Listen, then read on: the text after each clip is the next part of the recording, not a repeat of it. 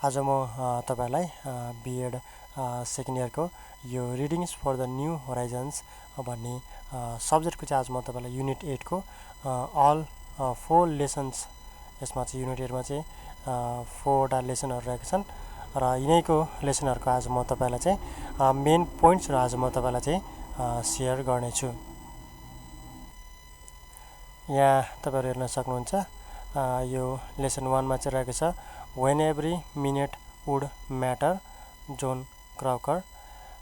Main पोइन्टहरु यहाँनिर यसरी मैले तपाईलाई चाहिँ आज शेयर गर्ने छु। यहाँनिर तपाईहरु हेर्न सक्नुहुन्छ यो मेन पोइन्टहरु चाहिँ तपाईले चाहिँ नोट गर्नु होला र एक्जामको बेलामा तपाईले चाहिँ यही पनि तपाईले चाहिँ यो यसलाई प्रिपेयर गरेर चाहिँ जान सक्नुहुन्छ। यो मेन पोइन्टहरु चाहिँ तपाईले चाहिँ याद गर्नै पर्ने मेन पोइन्टहरु रहेका छन्। अघिल्लो भिडियो मैले तपाईलाई युनिट 7 सम्मको मेन पोइन्टहरु मैले तपाईलाई शेयर गरिसके।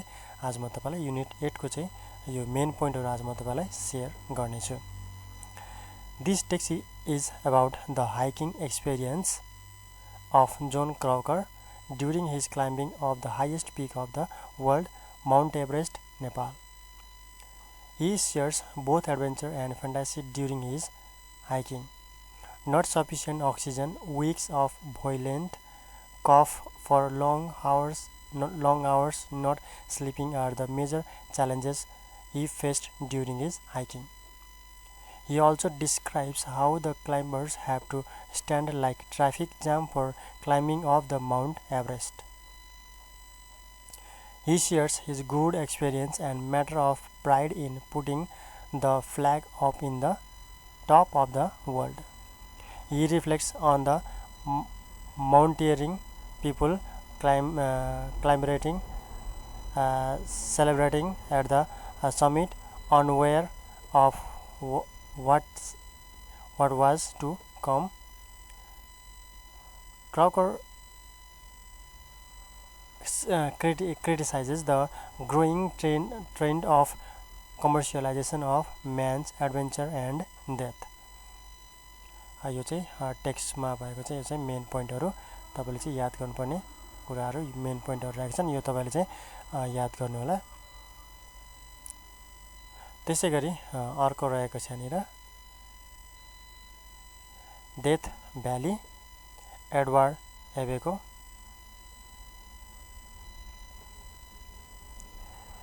Death Valley is about the hiking memories of Edward Abbey to the place Death Valley.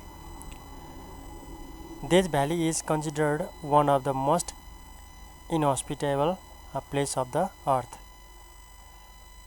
He writes about 3 specific places and times in the form of narration and description with details. On 17 September, he visited Furnace Creek where it was too hot and only few plants could be found.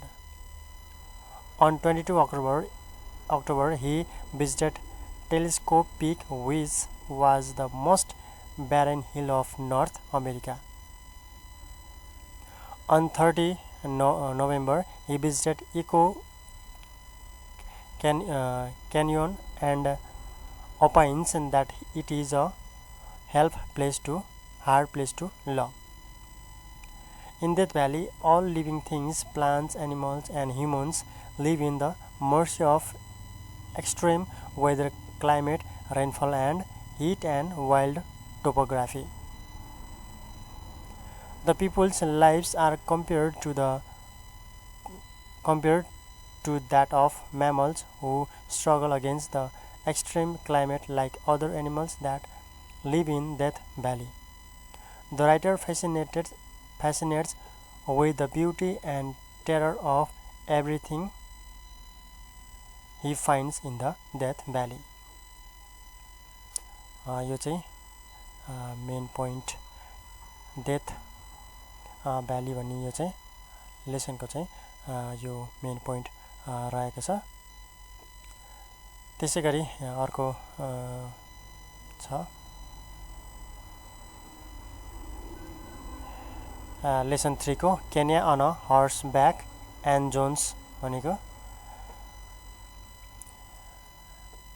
Kenya on horseback is about the hiking experience of Ann Jones in Masai Mara, Kenya. She sharply criticizes male experts' view about horse riding that boys are heroes on riding horse while girls suffer from the problem in horse riding. The major advantages of horse riding over vehicles is that a horse can go everywhere and it is a good friend, but vehicles are not. She shares and experiences when her best friend Anne got an accident during horse riding.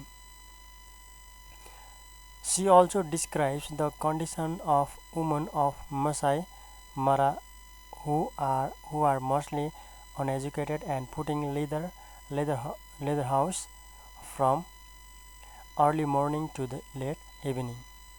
Jones also imagines that Masai Mara people will find some ways to live with God's cattle.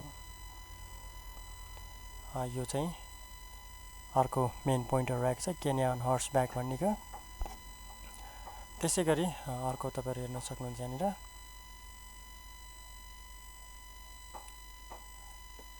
3 months in Austria Vishnu Singh राईको यो चाहिँ रहेको छ यो text यो lesson चाहिँ Vishnu Singh Rai records his visit to Austria and compares various aspects of Austria with that of Nepal.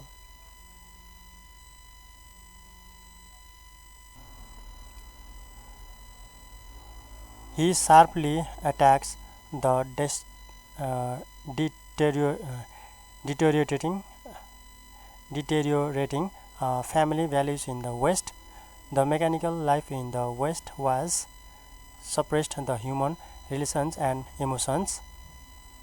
Material development and progress achieved by the West is inferior to spiritual and mental development of the East. The author makes several satirical remarks toward weaknesses of both the countries. To support his views, the uses beautiful poems that both glorify and condemn the prevalent situation of both countries. He also raises the lack of humanitarian values in the Western people. Have all these rich countries failed somewhere? Is some rhetorical questions whose answer is by yes, is a big yes. यो चाहिँ रहेको छ the 3 months in Austria भन्ने लेसनको चाहिँ main पोइन्ट्सहरु यो चाहिँ रहेको थियो युनिट 8 को ट्राभल एन्ड टुरिज्म भन्ने यो युनिटको चाहिँ मेन पोइन्टहरु रहेको थियो यो तपाई यो पोइन्टहरुलाई तपाई नोट गर्नुहोस् र यसलाई चाहिँ